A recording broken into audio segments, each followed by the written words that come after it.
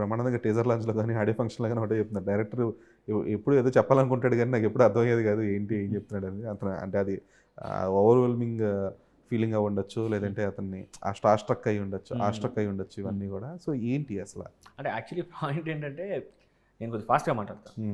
అది మేబీ అది ఇప్పుడు స్లో అవుతుందిలేండి, ప్రాసెస్ చేసుకొని స్లో చేస్తున్నాను.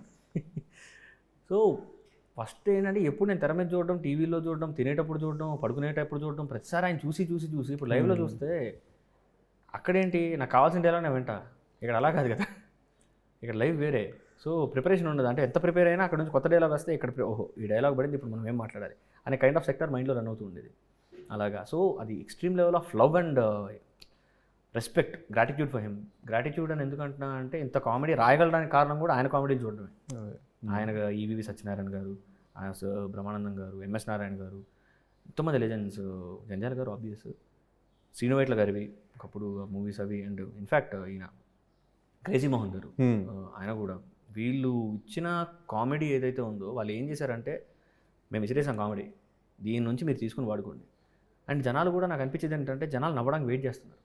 అరే కొద్దిగా నవ్వించే అవకాశం ఇవ్వడరా, ఎందుకంటే బయట ఎలాగో పెంటే ఉంది మా జీవితంలో, థియేటర్కి వచ్చి కొద్దిగా నవ్వుకుంటాం అని చెప్పి అనుకున్నారు. సో కొద్దిగా నవ్వించే నవ్వే అవకాశం దొరికితే వాళ్ళు అది ఇంకా చాలా హ్యాపీగా ఫీల్ అవుతున్నారు. సో ఇంకా బ్రహ్మానందం గారు ఉంటే నవ్వడానికి కొరత ఎక్కడ, నవ్వుకు అసలు రన్ అవుతూనే ఉంటుంది, rush with emotions, strong emotions.